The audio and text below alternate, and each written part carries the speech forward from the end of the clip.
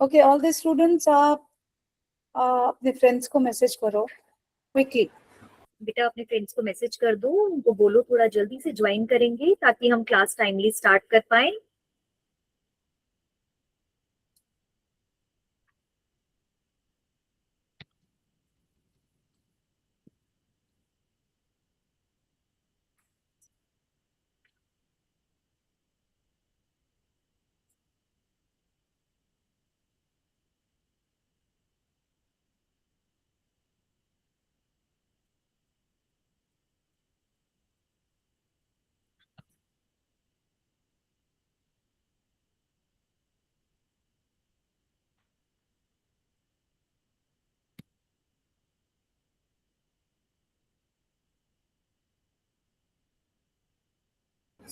We can start, ma'am.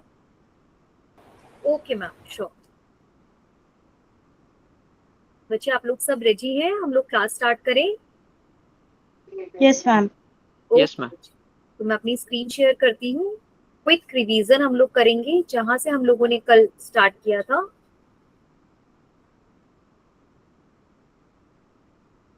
क्या सभी बच्चों को स्क्रीन दिख रही है मेरी?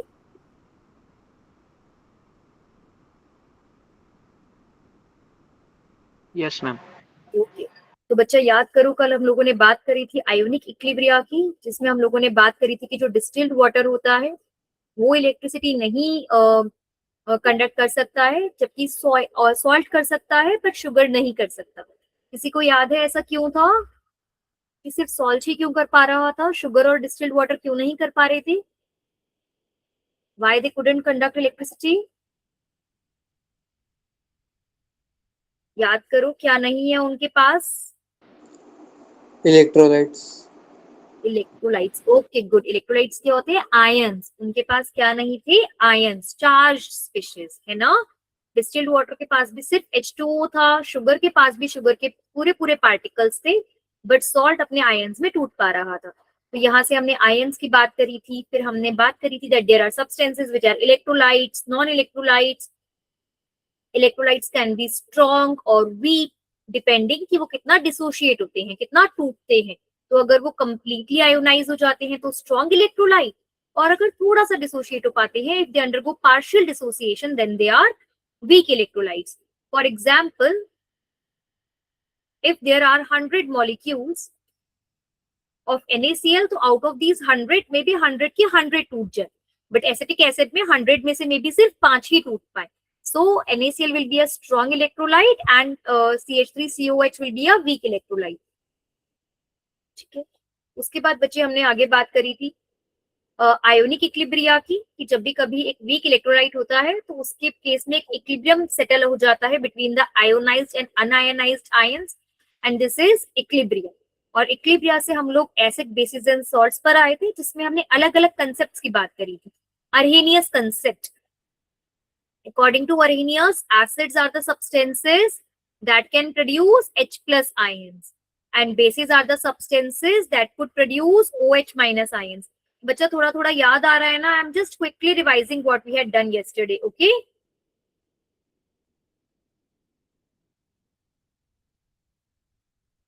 क्या आप रिकॉल कर पा रहे हैं ये सारी बातें? Yes yes ma'am. मैम। है ना। लेकिन हमें अरेनियस कंसेप्ट में एक प्रॉब्लम आ गई थी कि अरेनियस ये नहीं बता पा रहा था कि हाउ अमोनिया इज बेसिक और how sodium carbonate is basic. तो फिर हम उस थ्योरी से नेक्स्ट थ्योरी पे गए थे, that was a Bronsted Lowry theory, जिसके अंदर एसिड्स की डेफिनेशन सेम रही थी, that is substances that can give H plus ions, but हमारी बेसिस की डेफिनेशन चेंज हो गई थी, जिसमें था substances that can accept proton, जो प्रोटोन को एक्सेप्ट कर सकते हैं। तो हमने यहाँ से कॉन्जुगेट एसिड बेस की बात करी थी कि वो सब्सटेंसेस जो हाइड्रोजन देंगे वो एसिड होंगे, और वो सब्सटेंसेस जो हाइड्रोजन लेंगे दे विल बी बेस। ठीक है, याद है? Yes, ma'am. Yes, ma'am. और यही हम लोगों ने यहाँ पर कॉन्जुगेट एसिड बेस पढ़ा था काफी सारे एग्जाम्पल्स के साथ। और अब हमें नेक्स्ट थ्योरी पढ़नी थी, that is the lowest acid base theory. ठीक है बेटा, लोएस्ट एसिड बेस थ्योरी की हमें जरूरत क्यों पड़ी? क्योंकि ब्रॉन्स्टेड जो थ्योरी है उसने हमें ये नहीं बता पाया कि AlCl3 क्यों एसिडिक है, क्योंकि AlCl3 के पास तो हाइड्रोजन ही नहीं है, तो वो तो हाइड्रोजन नहीं दे सकता। तो AlCl3 क्यों एसिडिक है, BF3 क्यों एसिडिक है, तो ये सारी चीजें हमें ब्रॉन्स्टेड लवरी थ्योरी भी नहीं एक्सप्लेन कर पाए। That is why we had to move to the next theory, that was a Lewis acid base theory. तो इस थ्योरी ने बच्चे और जनरल कंसेप्ट दिए। इन्होंने बोला that acids are the substances that can accept electron pair, that can accept electron pair. These are the acids. And what are bases? Bases are the substances that can donate electron pair. बच्चा ध्यान से समझेंगे, Brønsted acid के अंदर hide acids donate कर रहे थे, क्या डोनेट कर रहे थे? प्रोटॉन्स डोनेट कर रहे थे। लेकिन यहाँ पर हमने उनकी डेफिनेशन चेंज कर दी है। Now we are not talking in the terms of proton, we are talking in terms of electron pair. तो हमने बोला कि acids are the substances that can accept electron pair and bases are the substances that can donate electron pair. अच्छा, अब एक बात बताओ, acids वो सब्सटेंसेस हैं जो इलेक्ट्रॉन पेयर एक्सेप्ट करेंगे। अब एक बात, बस छोटा सा थोड़ा सा दिमाग लगा के बताना है, इलेक्ट्रॉन्स एक्सेप्ट कौन करेगा? जिसके पास इलेक्ट्रॉन्स की कमी होगी या जिसके पास इलेक्ट्रॉन्स बहुत सारे होंगे? कौन इजीली इलेक्ट्रॉन एक्सेप्ट करेगा? जिसके पास इलेक्ट्रॉन की कमी होगी। जिसके पास इलेक्ट्रॉन की कमी होगी। Very good. तो बच्चे एसिड्स इसका मतलब कैसी स्पीशीज हो गई? Acids are electron deficient. Deficient मतलब होता है बेटा जिसके पास जिसकी कमी होती है, डेफिशिएंट। तो acids are electron deficient species and donate कोई कर रहा है, मतलब क्यों डोनेट कर रहा होगा? उसके पास बहुत ज्यादा एक्स्ट्रा सामान होगा तभी तो वो डोनेट कर रहा है। तो bases are electron rich species. Electron rich मतलब जिसके पास जो अमीर है इलेक्ट्रॉन के मामले में, जिसके पास भर भर के इलेक्ट्रॉन्स है, जो कि इलेक्ट्रॉन डोनेट कर सकता है। ठीक है, तो acids are electron deficient species and bases are electron rich species. अब बेटा इलेक्ट्रॉन रिच स्पीशीज कौन सी होती है? दैट कैरी नेगेटिव चार्ज और लोन पेयर। जिनके पास नेगेटिव चार्ज होता है या लोन पेयर होता है, ज्यादातर वो बेसिस होते हैं। ऐसा क्यों? नेगेटिव चार्ज से कैसे हो रहा है और लोन पेयर से कैसे हो रहा है? और इलेक्ट्रॉन डेफिशिएंट कैसे हो जाते हैं बच्चे? दैट कैरी पॉजिटिव चार्ज और आर इलेक्ट्रॉन डेफिशिएंट, जिनके पास इलेक्ट्रॉन की कमी। ठीक है, अब एक एग्जांपल से समझते हैं। Example BF3। बोरोन का एटॉमिक नंबर किसी को पता है क्या है? What is the atomic number of boron?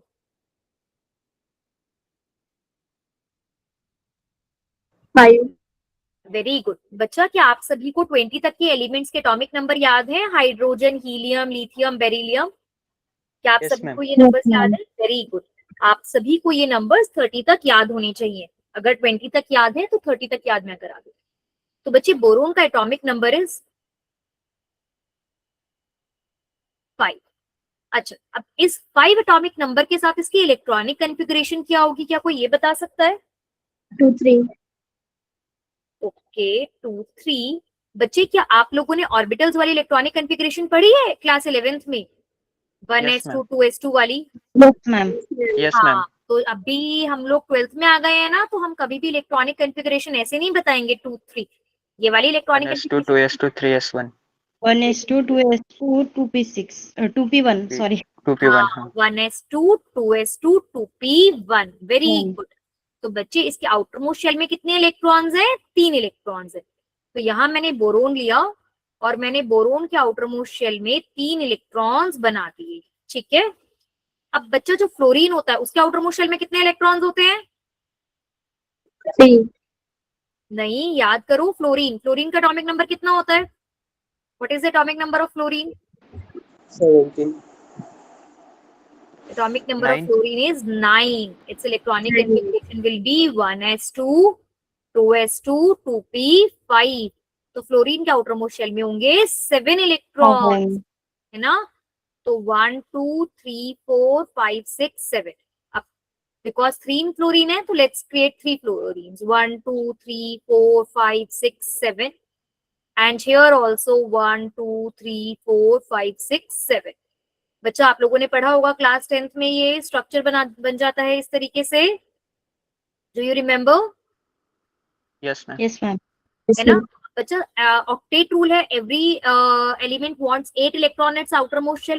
तो अब फ्लोरीन को तो 8 मिल गए, 7 इसके और एक ये बोरोन वाला. इस वाले फ्लोरीन को भी 8 मिल गए, इस फ्लोरीन को भी 8 मिल गए. और अगर हम ध्यान से बोरोन को देखें तो बोरोन ने एक इसके साथ, एक इसके साथ, एक इसके साथ, एक इसके साथ ऐसे बनाया, है ना?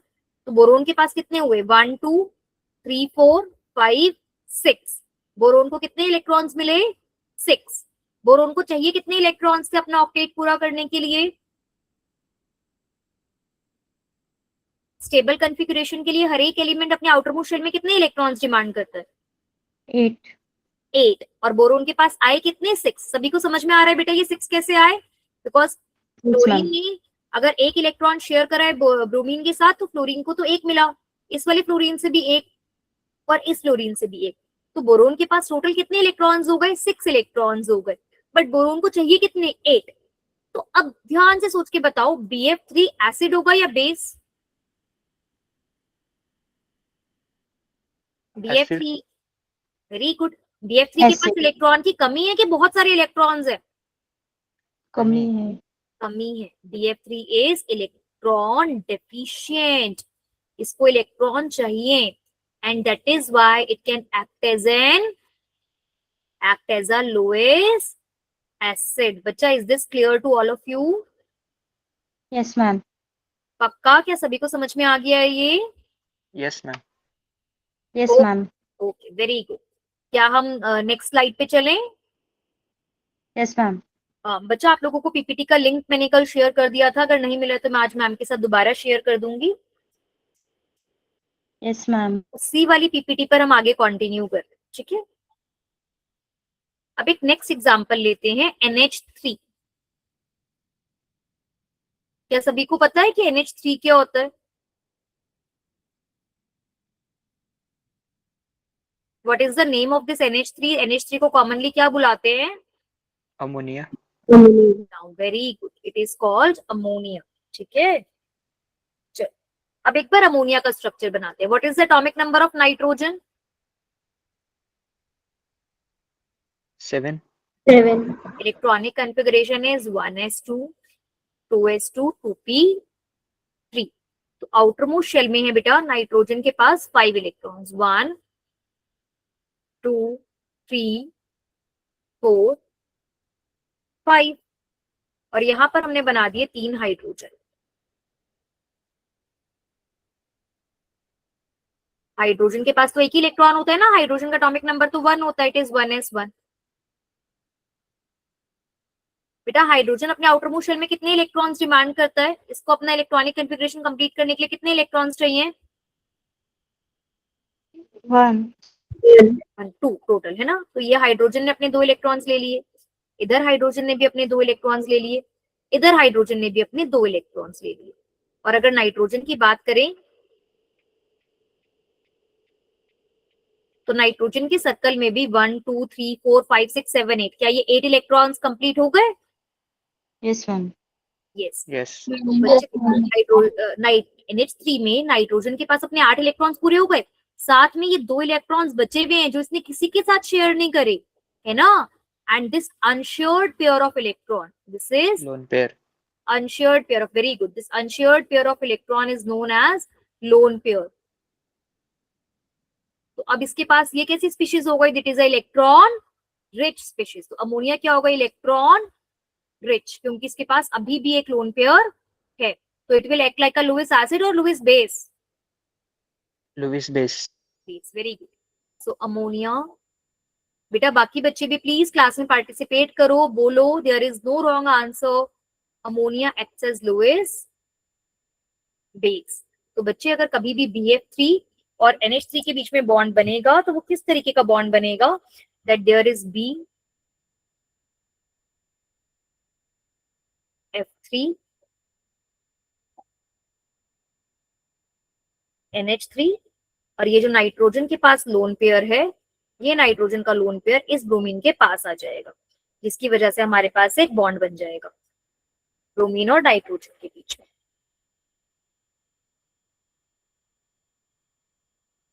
ठीक है बेटा, इस वाले बॉन्ड को हम एरो से दिखाते हैं। एरो का मतलब होता है कि ये बॉन्ड एक कोऑर्डिनेट बॉन्ड है। हम केमिस्ट्री में बहुत तरीके के बॉन्ड पढ़ते हैं ना, कोवलेंट बॉन्ड, आयनिक बॉन्ड, तो ये जो एरो से दिखाते हैं ना, ये होता है कोऑर्डिनेट बॉन्ड। कैसा बॉन्ड होता है ये? कोऑर्डिनेट। Coordinate. कोऑर्डिनेट बॉन्ड कैसा बॉन्ड होता है बच्चे? देखो यहाँ पर क्या हो रहा था, एक इलेक्ट्रॉन हाइड्रोजन दे रहा था, एक इलेक्ट्रॉन नाइट्रोजन दे रहा था, तो ये तो कोवलेंट बॉन्डिंग होती है जो शेयरिंग से बनती है। बट यहाँ पर ध्यान से देखा जाए तो दोनों के दोनों इलेक्ट्रॉन्स नाइट्रोजन ही दे रहा है, तो जब दोनों इलेक्ट्रॉन ही एक ही वो देता है, स्पीशीज देता है, तो उसको बोलते हैं कोऑर्डिनेट बॉन्ड, और उसे हम एरो से रिप्रेजेंट करते हैं। तो यहाँ पे कोऑर्डिनेट बॉन्ड बनता है। ठीक है, जरूरी नहीं है हमेशा कोऑर्डिनेट बॉन्ड बने, बट यहाँ कोऑर्डिनेट बॉन्ड बनता है। ठीक है बच्चे, क्लियर हुआ? Yes ma'am.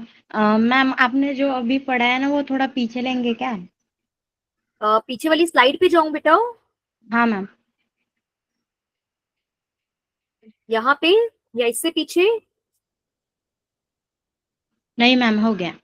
अच्छा ठीक है बेटा, क्या हम आगे चले? Yes ma'am. अच्छा ठीक है, अब मैं एक स्पीशीज बनाऊंगी और आपको बताना है कि क्या वो लुईस एसिड होगा या लुईस बेस होगा। ठीक है,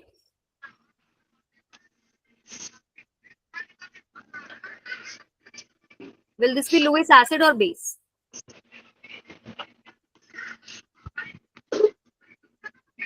Lewis base. हाँ वेरी गुड बेटा, ये जो इलेक्ट्रॉन्स होते हैं ना, ये लोन पेयर दिखाते हैं, will be a Lewis base. ठीक है, ये बताओ लुईस एसिड या बेस? Lewis acid. एसिड। बेटा क्यों? देखो कभी भी किसी भी चीज के ऊपर positive charge. Positive charge.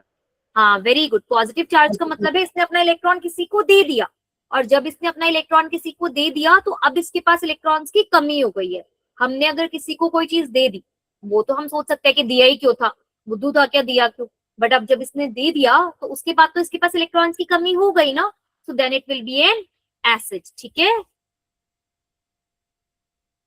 Lewis acid. ठीक है, नॉट एसिड, लुईस एसिड। अच्छा Mg+2 बताओ, लुईस एसिड या Lewis base? Lewis acid. Very good, जब भी कभी पॉजिटिव चार्ज देखें तो सीधा सोच लेना है लुईस एसिड। ठीक है, एसिड या base? Base. Base.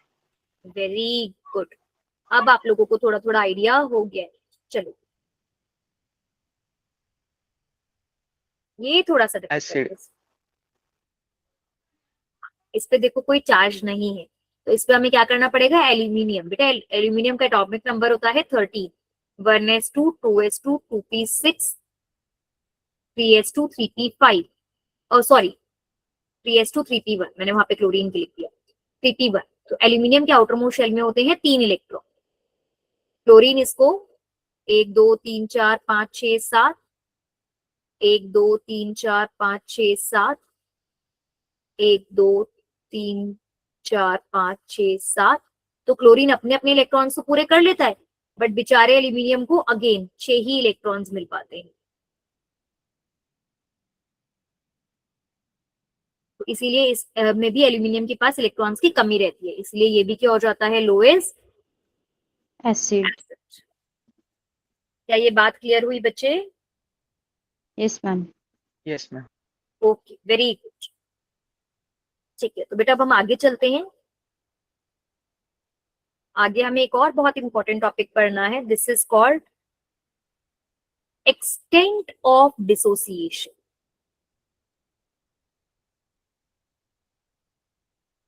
Ma'am 1 minute पिछली स्लाइड में जाएंगे। हाँ बेटा 1 मिनट जाती हूँ। ये लीजिए देखिए आप। ओके मैम, हो गया। हो गया है? चलिए चलते हैं। Extent of dissociation. बेटा एक्सटेंट ऑफ डिसोसिएशन क्या होता है? अभी हम लोग एसिड और बेस की बात कर रहे हैं, बट हमें we know that there are some acids which are strong acids, some bases which are strong bases, whereas some which are weak acid and base, है ना? अच्छा एक बात बताओ, is acid harmful for us or useful for us? क्या acids हमारे लिए harmful है या यूजफुल है? हार्मफुल भी है और यूजफुल भी है। Very good. एसिड्स हमारे लिए हार्मफुल और यूजफुल दोनों हो सकते हैं। हार्मफुल हो सकते हैं, अगर मैं हाइड्रोक्लोरिक एसिड सीधा अपने हाथ पे गिरा लूं तो मेरा हाथ जल सकता है, तो वो हार्मफुल हो गया। But at the same time जब अगर मेरे को नींबू से मुझे एनर्जी मिल रही है, विटामिन सी मिल रहा है, तो वो एसिड मेरे लिए बेनिफिट वाला यूजफुल एसिड हो गया। तो बच्चे जब हम कभी एसिड बेसिस और बेसिस की बात करते हैं, तो सिर्फ एसिड और बेसिस को समझना जरूरी नहीं है, ये भी समझना जरूरी है कि कौन एसिड कितना स्ट्रॉन्ग एसिड है, कौन बेस कितना स्ट्रॉन्ग बेस है। तो उस कंसेप्ट को समझने के लिए सबसे पहले हमें एक्सटेंट ऑफ डिसोसिएशन समझना होता है। तो एक बार समझते हैं बच्चे एक्सटेंट ऑफ डिसोसिएशन क्या होता है। मैंने आपको बताया था कि वीक इलेक्ट्रोलाइट्स होते हैं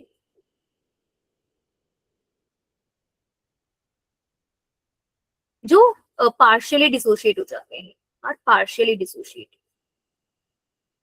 बट बेटा पार्शियली मतलब कितना, आधा अधूरा हो रहा है, बट कितना हो रहा है, तो उसको क्वांटिटेटिवली हमें समझना है। क्वांटिटेटिवली का मतलब होता है नंबर्स में समझना, ठीक है? तो बच्चा एक्सटेंट ऑफ डिसोसिएशन को हम रिप्रेजेंट करते हैं अल्फा से। ये सिंबल होता है अल्फा, ध्यान से देखेंगे क्रॉस वर्ड। अल्फा का फॉर्मूला होता है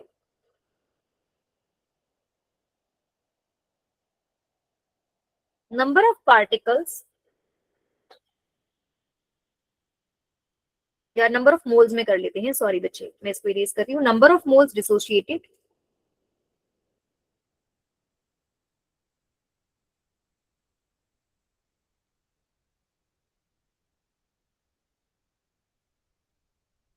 अपॉन में total number of moles, upon में टोटल नंबर ऑफ मोल्स, ठीक है? For example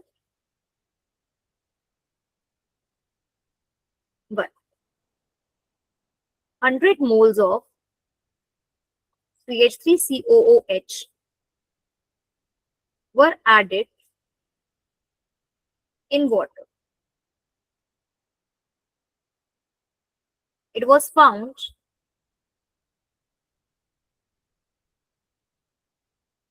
that 5 moles of CH3COO minus ions are formed.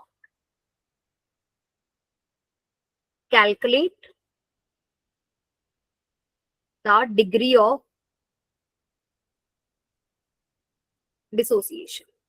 Degree of dissociation भी बोल सकते हैं बच्चे, इसको डिग्री ऑफ आयनाइजेशन भी बोलते हैं। अल्फा को रिप्रेजेंट करते हैं, अल्फा होता है डिग्री ऑफ डिसोसिएशन। एक्सटेंट की जगह डिग्री लिख लेते हैं, डिग्री ऑफ डिसोसिएशन। बेटा डिसोसिएशन आयोनाइजेशन वर्ड्स को हम आजकल के टाइम में सिमिलर चीजों के लिए यूज करते हैं, तो कुछ भी वर्ड आ जाए कंफ्यूज नहीं होना, ठीक है? अब देखो बच्चे, हमने कितने मोल्स लिए थे? 100 मोल्स, उसमें से डिसोशिएट कितने हुए हैं? 5 मोल्स। तो अल्फा कितना हो गया? Number of moles dissociated is 5, total of number of moles is 100, तो अल्फा कितना हो गया? 0.05। क्लियर हुआ? Yes ma'am. Yes, ठीक ma'am. है। एक और चीज होती है बेटा, that is called percentage dissociation, that is called percentage dissociation.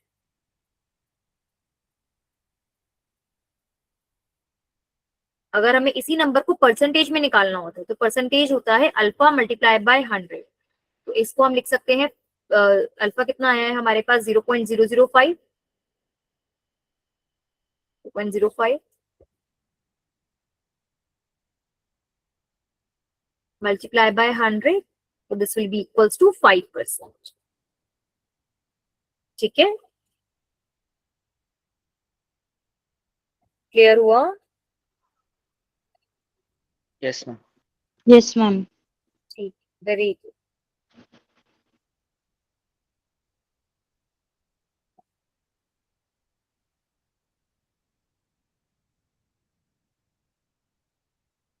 चलिए आगे चलें बेटा।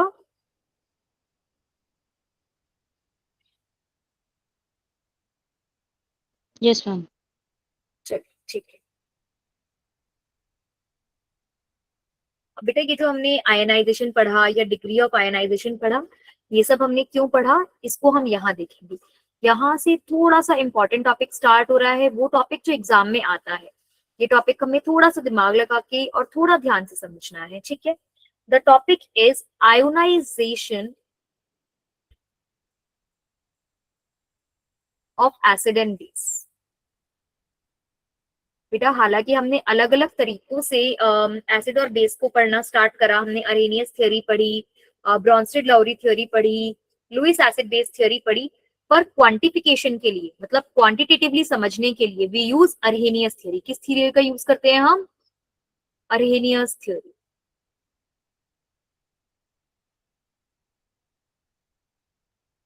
As based on Arrhenius theory, क्योंकि बाकी सारी जो थ्योरी होती है ना वो हमें क्वांटिटेटिव डेटा नहीं दे पाती।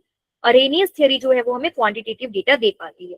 बेटा अरेनियस थ्योरी ने हमें बताया था कि अगर एक स्ट्रॉन्ग एसिड होगा HCl तो वो में H plus plus Cl minus ions दे देगा। अगर एक स्ट्रॉन्ग बेस होगा NaOH तो वो भी हमें Na प्लस और OH माइनस आयंस दे देगा। But at the same time ये तो स्ट्रॉन्ग एसिड बेस की बात हो रही है,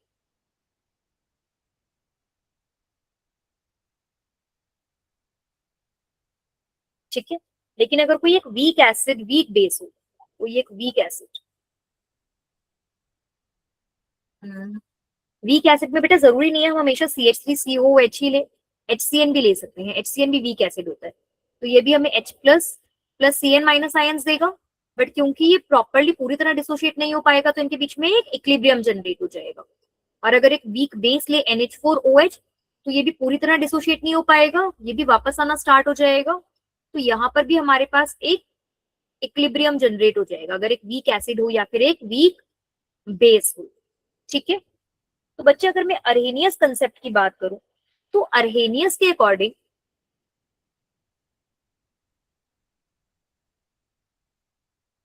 एसिड को हम HX मान सकते हैं क्या?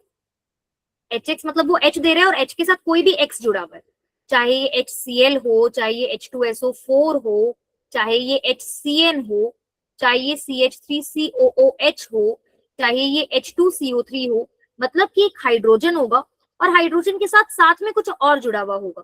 तो क्या हम एक एसिड को HX से रिप्रेजेंट कर सकते हैं?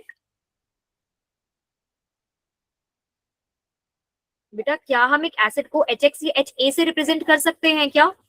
आपकी बुक्स में A है तो A ले लेते हैं। क्या हम HX को HA लिख सकते हैं? Yes ma'am. एक बार दोबारा Yes, समझा देती हूँ, ये देखो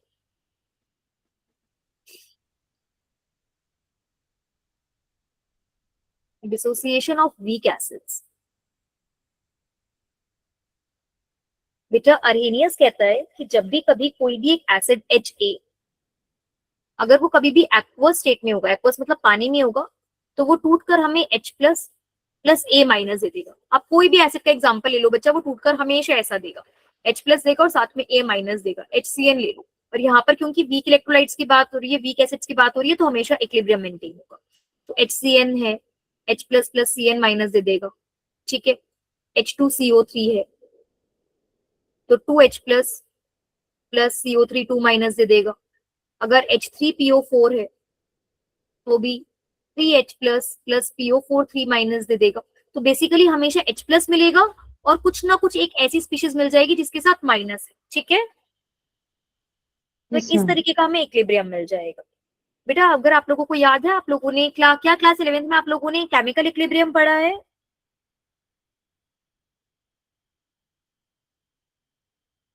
याद है केमिकल? याद करो, ऐसा कुछ पढ़ा था, A प्लस बी अगर इक्विलिब्रियम में है विद C प्लस डी तो इक्विलिब्रियम कांस्टेंट हो जाता था concentration of C concentration of D upon में कॉन्सेंट्रेशन ऑफ A अपॉन में कॉन्सेंट्रेशन ऑफ B। याद है ऐसा? नहीं मैम, वो हमें केमिस्ट्री पढ़ाया नहीं था 11th में। अच्छा ठीक है। बेटा देखो, क्या आपको पता है कि केमिकल रिएक्शंस में इन वाले प्रोडक्ट, इसको हम रिएक्टेंट्स बोलते हैं, और इसको हम प्रोडक्ट बोलते हैं, क्या ये सभी को पता है? Yes, ma'am. Yes, ma'am. तो बेटा अगर कभी भी कोई भी केमिकल इक्वेशन हो जैसे कि x प्लस वाई, और अगर वो इक्विलिब्रियम में हो a प्लस बी के साथ, तो इस जो इक्विलिब्रियम होता है, इक्विलिब्रियम पता है ना बेटा कि जिस स्पीड से x प्लस वाई से a प्लस बी बन रहा है, उसी स्पीड से a प्लस बी से x प्लस वाई बनना स्टार्ट हो गया है। उस वाली स्टेज को हम बोलते हैं इक्विलिब्रियम स्टेज, ठीक है? उस स्टेज को हम बोलते हैं इक्विलिब्रियम स्टेज। कि अगर x प्लस वाई से a प्लस बी बन रहा है, ये फॉरवर्ड रिएक्शन है, आगे की दिशा में डायरेक्शन जा रहा है, जिसमें x प्लस वाई से a प्लस बी बन रहा है। लेकिन ये एक रिवर्सिबल रिएक्शन है जिसमें a प्लस बी से x प्लस वाई बन रहा है, और ये दोनों रिएक्शन सेम स्पीड से होने स्टार्ट हो गए हैं। तो उस स्टेज को हम बोलते हैं इक्विलिब्रियम स्टेज, ठीक है? और अगर हम मान लेते हैं ये x मोल्स ऑफ x है, y मोल्स ऑफ y है, a मोल्स ऑफ a है और b मोल्स ऑफ b है, तो ऐसे में एक टर्म होती है इक्विलिब्रियम कांस्टेंट। उसका फॉर्मूला होता है बेटा कॉन्सेंट्रेशन, जो प्रोडक्ट है ना उसको ऊपर लिखते हैं, प्रोडक्ट की कॉन्सेंट्रेशन, उसके ऊपर इसकी पावर चढ़ा देते हैं a, मल्टीप्लाई बाय दूसरे वाला प्रोडक्ट की पावर b, और अपॉन में रिएक्टेंट की पावर, x की पावर x और y की पावर y, ठीक है? Yes ma'am. एक एग्जाम्पल मैं आपको देती हूँ कोई, जिससे हम ये कर सकें। रुको एक एग्जाम्पल ले लेते हैं, चलो ये ले लेते हैं। N2 gas plus H2 gas is giving ammonia gas, NH3 gas. बेटा क्या ये इक्वेशन बैलेंस्ड है?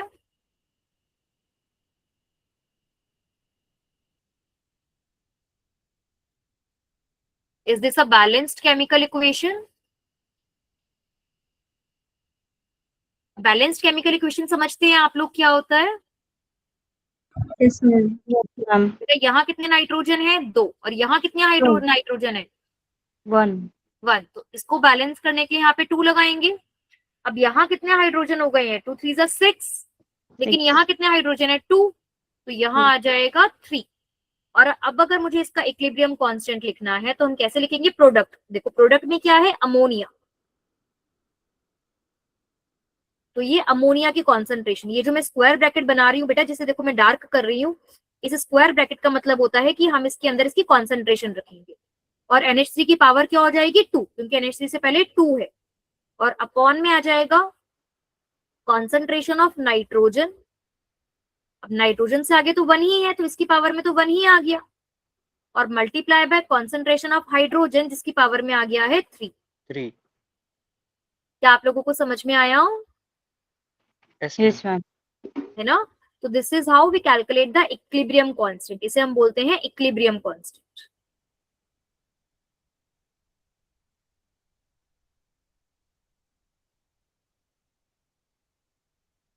ठीक है बच्चे? एक और एग्जांपल लीजिए ना मैम। अच्छा एक और एग्जाम्पल लेते हैं। ओके बेटा ले लिया एक और एग्जाम्पल, लो। ठीक है।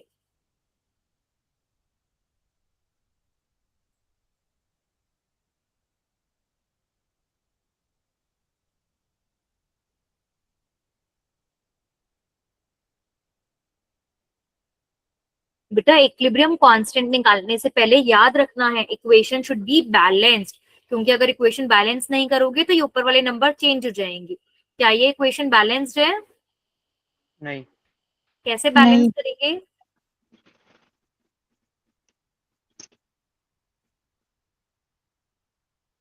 इक्वेशन बैलेंस कैसे करेंगे?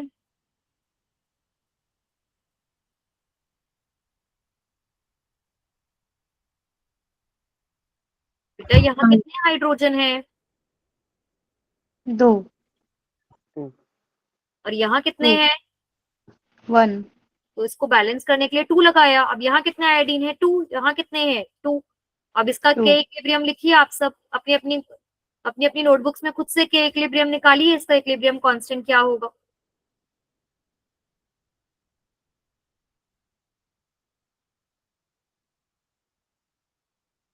और जिस जिसका हो जाए वो एक बार हैंड रेस करे कि हमारा हो गया है।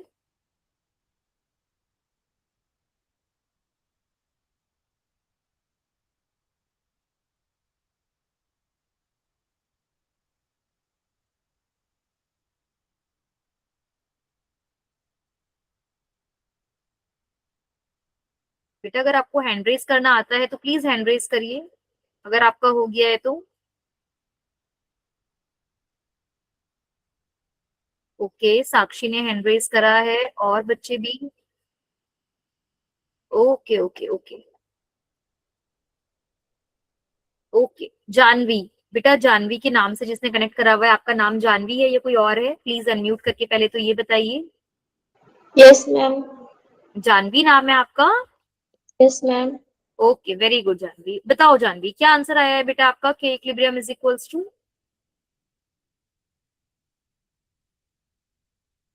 बेटा आंसर बताइए आप। अनम्यूट करिए पहले, माइक खोलिए, फिर आंसर बताइए।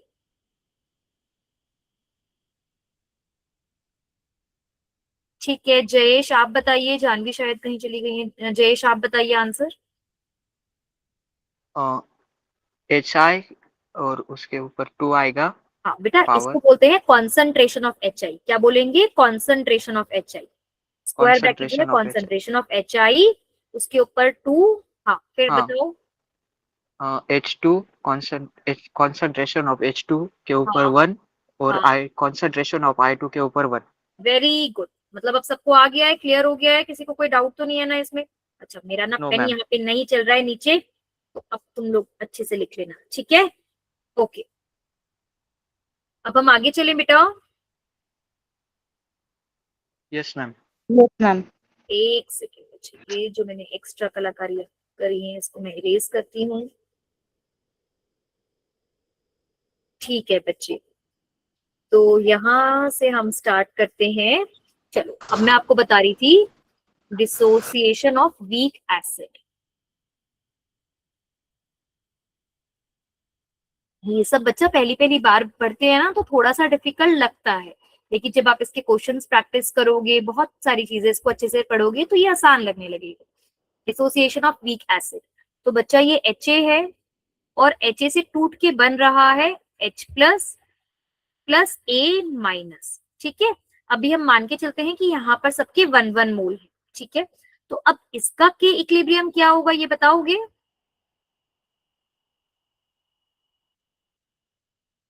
इसका के इक्विलिब्रियम क्या होगा? concentration of H plus ion multiplied by concentration of A minus ions upon में concentration of HA। क्या यही होगा बच्चे?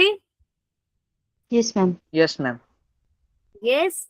अब बेटा क्योंकि ये इक्विलिब्रियम जो है ये किसकी बात कर रहा है? एसिड की बात कर रहा है, तो यहाँ पे हम इसका साइन बदल के इसको लिख देते हैं KA is equals to concentration of H plus concentration of A minus upon में कॉन्सेंट्रेशन ऑफ HA, और इसे हम बोलते हैं डिसोसिएशन कांस्टेंट ऑफ एसिड। इसे हम क्या बोलते हैं?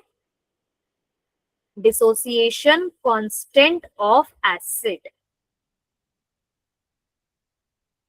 है ये भी एक तरीके का इक्विलिब्रियम कांस्टेंट ही, लेकिन क्योंकि ये इक्विलिब्रियम एक एसिड का है, इसीलिए इसका नाम हमने एसिड रख दिया है, constant of acid, dissociation constant of acid. ठीक है, Ka क्या हो गया? Dissociation constant of acid. चलो, अगर हम ऐसे ही डिसोसिएशन ऑफ वीक बेस की बात करें, तो बेटा एक बेस वो होगा जो OH माइनस आयन देगा। अगर मैंने बेस को BOH लिख लिया, जिसमें B कुछ भी हो सकता है, कोई भी बेस हो, जैसे NaOH है तो Na हो गया, CaOH ट्वाइस है तो Ca हो गया, तो B यहाँ पर कुछ भी हो सकता है। तो जब ये B टूटेगा, इक्विलिब्रियम में जाएगा, तो ये भी बना देगा B plus plus OH minus ions, और इस केस में हमारे पास के इक्विलिब्रियम कांस्टेंट क्या हो जाएगा? अब ये तो सबको समझ में आ जाएगा। It will be the concentration of B plus ions upon में concentration of OH minus ions upon में कॉन्सेंट्रेशन ऑफ BOH। और यहाँ पर हम BOHI। किसकी बात कर रहे हैं? बेस की बात कर रहे हैं, तो ये हो जाएगा KB। KB is equals to concentration of B plus ions upon में concentration of O minus ions, OH minus ions upon में concentration of BOH, और इस KB को बोलते हैं, सही पकड़ा एकदम, dissociation constant of a base. Dissociation constant of a base. ठीक है बच्चे? Yes ma'am. क्या सभी को समझ में आ गया? Yes ma'am. ठीक है, वेरी वेरी वेरी गुड। तो बच्चा इसी लाइन में हम थोड़ा सा आगे चलेंगे। अब ये समझेंगे हाउ टू कैलकुलेट के एंड के बी।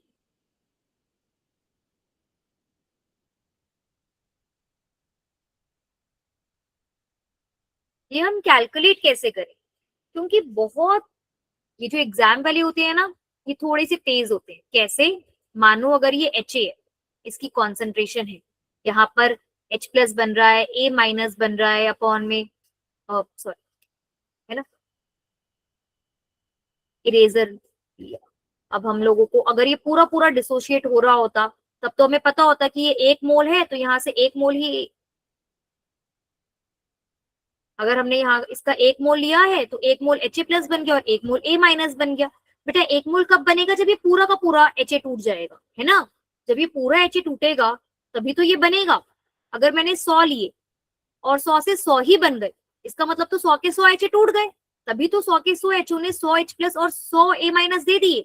पर हमें पता है ना, वीक इलेक्ट्रोलाइट तो ऐसे नहीं करते। वीक इलेक्ट्रोलाइट तो क्या करते हैं कि अगर मैंने 100 H लिए हैं तो उसमें से मुश्किल से 5 H बनेंगे और 5 A माइनस बनेंगे, और बाकी 95 तो यहाँ के यहाँ रह जाएंगे। ऐसा ही होता है ना वीक के अंदर। आ रही है बच्चे Yes, बात ma'am. समझ में? तो इसीलिए इनका जो कैलकुलेशन होता है ना, वो हमें थोड़े अलग तरीके से करना होता है।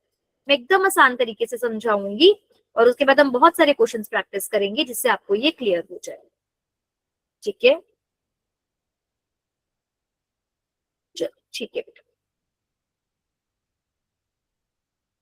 बेटा हम मान के चलते हैं कि ये एक एसिड है मेरे पास HA, जो इक्विलिब्रियम में है H प्लस और A माइनस। ठीक है बेटा, इनिशियली, इनिशियली मतलब स्टार्टिंग में, जब हमने बिल्कुल रिएक्शन स्टार्ट ही करा है, ठीक है, हम इनिशियली मान लेते हैं कि जो कॉन्सेंट्रेशन है हमारी वो 1 मोल है,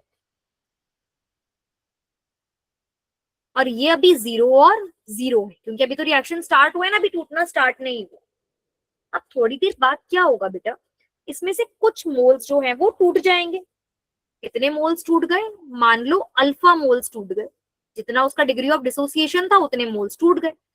अब जितने मोल्स इसके टूटेंगे उतने ही मोल्स तो यहाँ पर बनेंगे। क्या आपको ये बात समझ में आ रही है? Yes ma'am.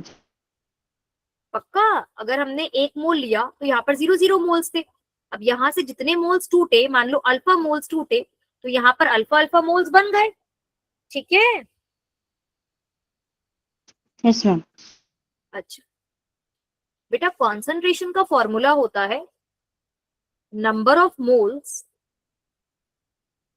अपॉन में वॉल्यूम। ठीक है, तो अगर अब मुझे इनकी कॉन्सेंट्रेशन निकालनी हो तो इसकी कॉन्सेंट्रेशन हो गई 1 माइनस अल्फा अपॉन में वी, इसकी कॉन्सेंट्रेशन भी हो गई अल्फा अपॉन में वी, और इसकी कॉन्सेंट्रेशन भी क्या हो गई? अल्फा अपॉन में वी। क्या ये बात क्लियर है? Yes ma'am. क्योंकि ये नंबर ऑफ मोल्स थे और नंबर ऑफ मोल से कॉन्सेंट्रेशन निकालना था, तो इसको डिवाइड बाय कर दिया है हम लोगों ने। ठीक है, चलो अच्छा, अगर मैंने इनिशियल कॉन्सेंट्रेशन बेटा 1 ली थी तो ये 1 हुआ। अगर मान लो मैंने इनिशियल कॉन्सेंट्रेशन, जरूरी नहीं है ना हर बार 1 मोल हो, तो हम मान लेते हैं अगर मेरी इनिशियल कॉन्सेंट्रेशन कुछ भी C होता, कुछ भी मान लेते हैं, ये 0.1 भी हो सकता है, 0.2 भी हो सकता है, कुछ भी हो सकता है। अगर हम इनिशियल कॉन्सेंट्रेशन C लेते तो यहाँ पर इनकी कॉन्सेंट्रेशन 0 और 0 होती। फिर थोड़ी देर बाद आफ्टर सम टाइम इसमें से C में से C अल्फा मोल्स टूट जाते, और अगर C अल्फा मोल्स टूटे हैं तो यहाँ पर C अल्फा और C अल्फा मोल्स ही बन जाते। क्या ये बात समझ में आ रही है आप लोगों को? Yes ma'am. बेटा अगर C अल्फा मोल्स टूट रहे हैं तो यहाँ पर C अल्फा और C अल्फा मोल्स ही बन जाएंगे। C अल्फा क्यों लिया बेटा? क्योंकि अगर 1 मोल लिया था 0.5 टूटा, तो 1 के लिए 0.5 टूटेगा। अगर 1 के लिए 0.5 टूट रहा है तो 2 के लिए कितना टूटेगा? वो 2 से मल्टीप्लाई करेंगे। 3 के लिए कितना टूटेगा? वो 3 से मल्टीप्लाई करेंगे। तो C के लिए कितना टूटेगा? वो C से मल्टीप्लाई करेंगे, इसीलिए। तो अब इस केस में कॉन्सेंट्रेशन कितनी हो जाएगी? C minus C alpha upon में V, है ना।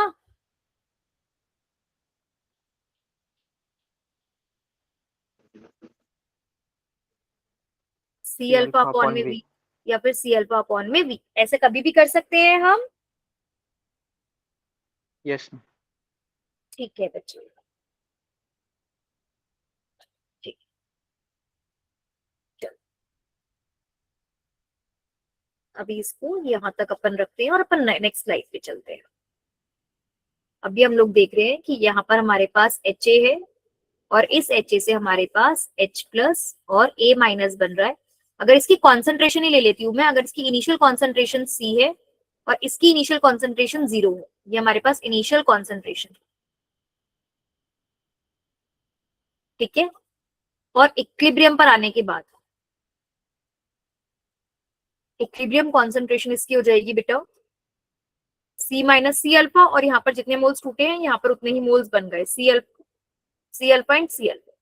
अब बेटा ध्यान से बताना, के ए का फॉर्मूला क्या था, concentration of H plus ions upon में concentration of A minus ions upon में कॉन्सेंट्रेशन ऑफ HA। अब ये जो कॉन्सेंट्रेशन है ये हमें पता है तो हम ये रख देते हैं।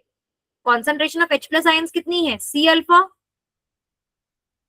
Concentration of A minus ions कितनी है, C अल्फा, अपॉन में कॉन्सेंट्रेशन ऑफ HA कितनी है, C माइनस सी अल्फा। तो बेटा के ए, अगर C को C से मल्टीप्लाई करेंगे तो C स्क्वायर, अल्फा को अल्फा से मल्टीप्लाई करेंगे तो अल्फा स्क्वायर, और C माइनस सी अल्फा में से अगर C बाहर कांस्टेंट निकाल ले तो 1 माइनस अल्फा बच जाएगा।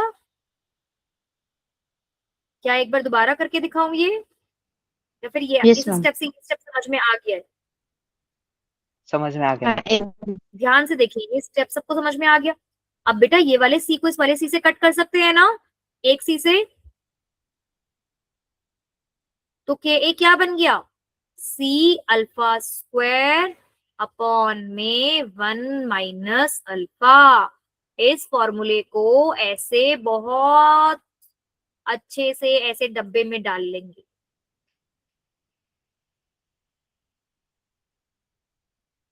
ये हमारा वेरी वेरी इंपॉर्टेंट फॉर्मूला है, ठीक है। K A is equals to C alpha square upon में 1 माइनस अल्फा, ठीक है। Yes ma'am. Yes, ma'am. और बेटा for weak acids alpha is very very very small, alpha तो बहुत स्मॉल होता है, अभी हमने देखा था ना 0.05 था या 0.006 होता है, तो अल्फा बहुत स्मॉल होता है। तो ऐसे में हम अगर 1 में से कोई बहुत छोटा सा नंबर माइनस भी करें तो भी वो ऑलमोस्ट 1 ही रहता है। तो एक तरीके से हम ये मान सकते हैं that K A nearly equals to C alpha square upon में 1, क्योंकि देखो 1 में से कोई बहुत छोटा सा नंबर माइनस भी करो 0.005 तो ये कितना हो जाएगा 0.09995, तो ऑलमोस्ट 1 के ही बराबर हो गया ना बेटा ये, क्योंकि 1 में से कोई बहुत छोटा सा नंबर माइनस करो तो वो रहेगा तो 1 ही। तो क्या के ए को हम नियरली ये मान सकते हैं, तो बेटा अल्फा स्क्वायर क्या हो जाएगा, alpha square will be equals to K A upon में C and alpha will be equals to under root of K A upon में C, ठीक है। Okay ma'am. क्लियर है बच्चे? Yes ma'am.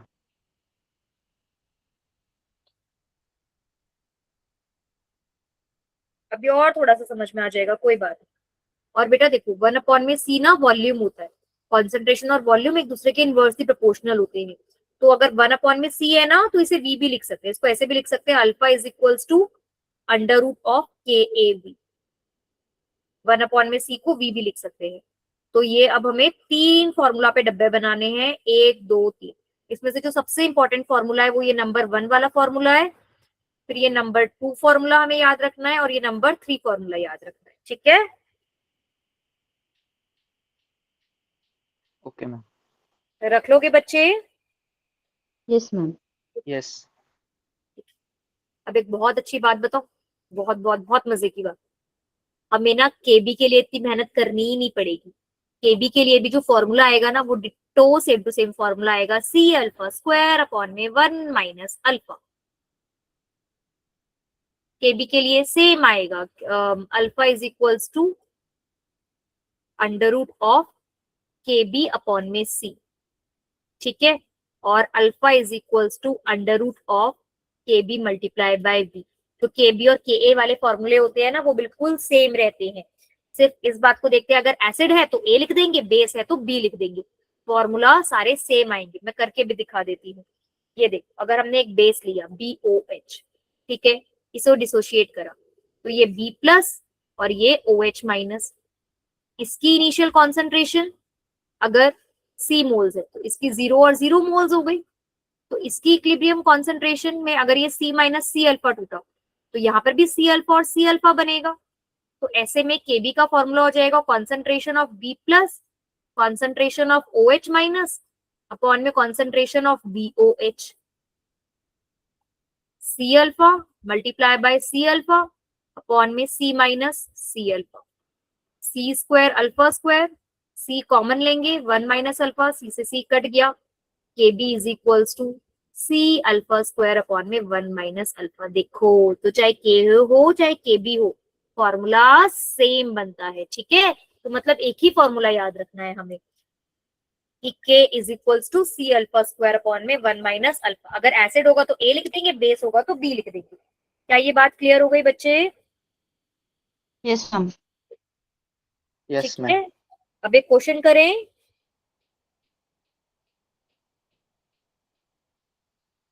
क्या एक क्वेश्चन करें अब हम?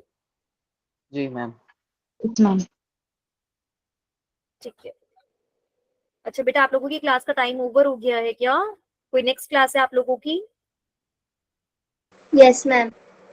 बायो अच्छा की अच्छा है। बेटा, अच्छा फिर तो अभी आप आगे क्वेश्चन में, क्वेश्चन आपकी बुक्स सबके पास है क्या केमिस्ट्री की? नहीं, ma'am. Yes ma'am. चलो बेटा, मैं एक प्रॉब्लम यहाँ पर लिखती हूँ, आप सब ये प्रॉब्लम लिखो और एक बार खुद से इसको ट्राई करके देखना, ठीक है? Yes ma'am. The dissociation constant of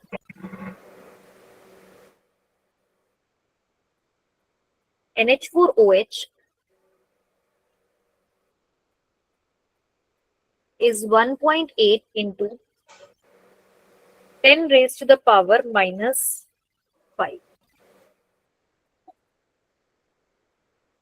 Calculate the degree of dissociation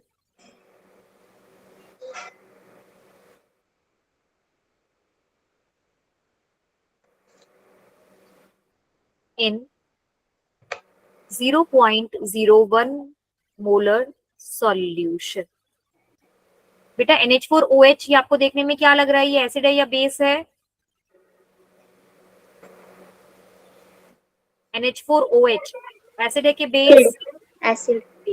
नहीं बेटा, OH है ना तो बेस हुआ, ठीक है, अमोनियम हाइड्रोक्साइड। और डिसोसिएशन कांस्टेंट मतलब कि Kb, तो आपको Kb कितना दे रखा है? 1.8 into 10 raise to the power minus 5। Calculate the degree of dissociation, degree of dissociation निकालना है, मतलब क्या निकालना है?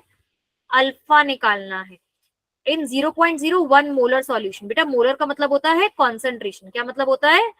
कॉन्सेंट्रेशन। तो इसका मतलब C आपको गिवन है 0.01, ठीक है। तो हमने ऐसा फॉर्मूला पढ़ा है एक, alpha is equals to under root of KB upon में C, याद है? Yes ma'am. तो इस वाले फॉर्मूला में लगाओगे तो निकल जाएगा ना आंसर? Yes ma'am. ठीक है, तो जिनके पास बुक्स है बेटा वो लोग अपनी प्रॉब्लम नंबर 3.1 से लेकर 3.4 तक सॉल्व कर सकते हैं। प्रॉब्लम 3.1, 3.2, 3.3, 3.4, ये सारी प्रॉब्लम्स आप सॉल्व कर सकते हो, पेज नंबर 50 पर है ये, ठीक है। नहीं तो बुक के, अगर आपके ग्रुप में बुक आई भी होगी तो बुक के PDF से भी कर सकते हैं, ठीक है बच्चे? Yes ma'am. ओके बेटा, तो इसी के साथ हम लोग आज की क्लास एंड करते हैं। अगर किसी को कोई डाउट है तो पूछ सकते हैं, वैसे आपकी नेक्स्ट क्लास का टाइम हो गया तो आप ब्रेक ले लीजिए, ठीक है? मैम वो आप PPT हमारे ग्रुप पे भेज देना। बेटा आपके ग्रुप पे क्या